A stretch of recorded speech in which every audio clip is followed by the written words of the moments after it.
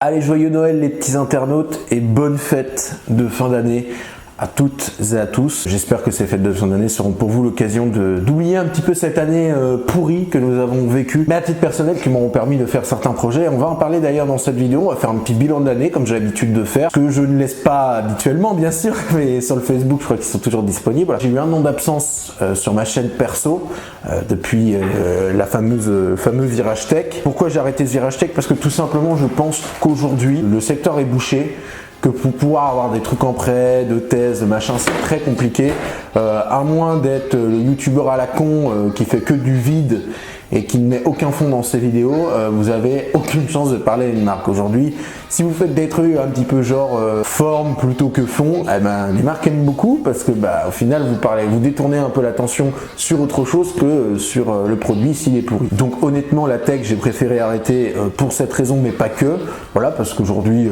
j'avais pas forcément envie de parler de tech, ça me faisait un peu yesh, si j'ose dire, comme disent les jeunes. J'ai voulu prendre du temps aussi pendant ces un an pour réfléchir à qu'est-ce que je voulais faire, quel était le concept qui me passionnerait vraiment, et j'ai trouvé mon équilibre avec la rétro, un concept qui m'a été inspiré donc par beaucoup de youtubeurs qui faisaient ça. Je pense à Pansine, je pense à Joueur du Grenier qui avait fait quelques vidéos comme ça. Je pense à Lexan, mais encore plein d'autres qui voilà, travaillent leur sujet, font des vidéos, et ça m'avait inspiré l'idée, mais je voulais partir sur une idée beaucoup plus globale que seulement les dessins animés, seulement les trucs.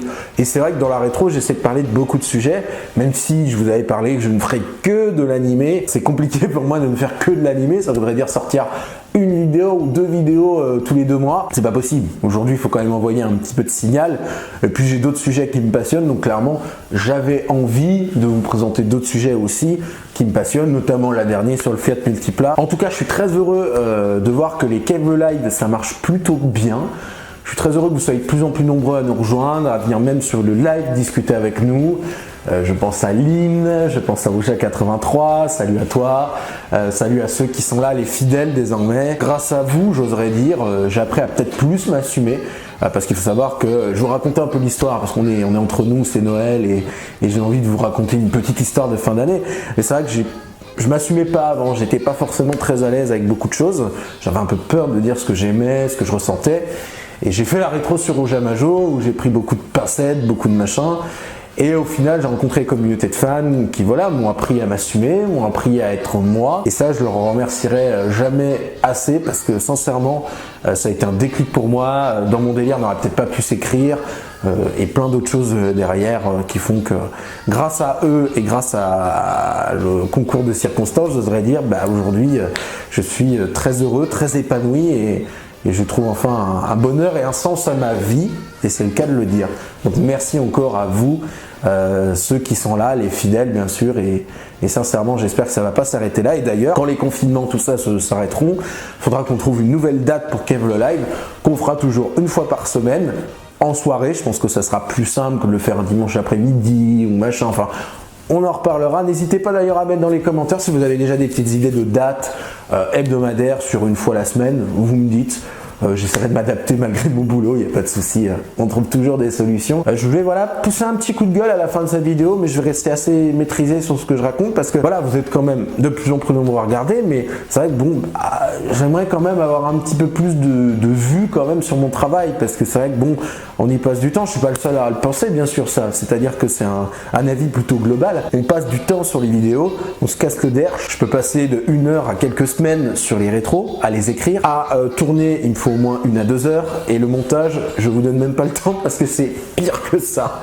Ça peut être de 2 à 4 heures. Donc vous imaginez bien que pour tout ce temps de travail mis sur la table, c'est un peu dégueulasse de voir que beaucoup ne sont pas au rendez-vous. Et je sais pas pourquoi, est-ce qu'il me manque un truc dans mon concept? Est-ce qu'il manque la petite touche? Je sais pas. Je demande pas à être hyper connu, c'est pas ce que je veux dire par là.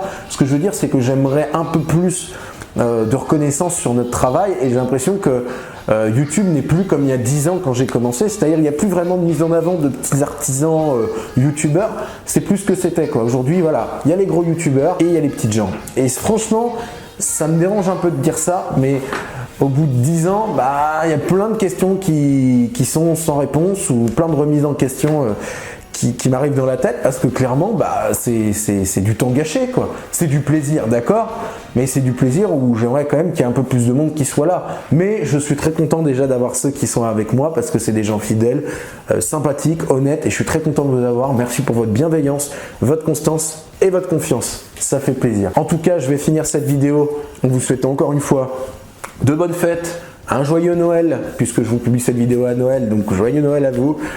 Passez de bonnes fêtes de fin d'année. Kev le live continue pendant cette période. Rendez-vous donc demain pour le coup, demain soir 20h. Et samedi prochain 20h comme d'habitude pendant les périodes de confinement. Il faudra qu'on trouve de nouvelles dates bien sûr. Prenez soin de vous. Et pour ceux qui ne seront pas présents sur Kev le live demain et la semaine prochaine, je vous souhaite de bonnes fêtes de fin d'année et une bonne année 2021 en avance. À bientôt les amis.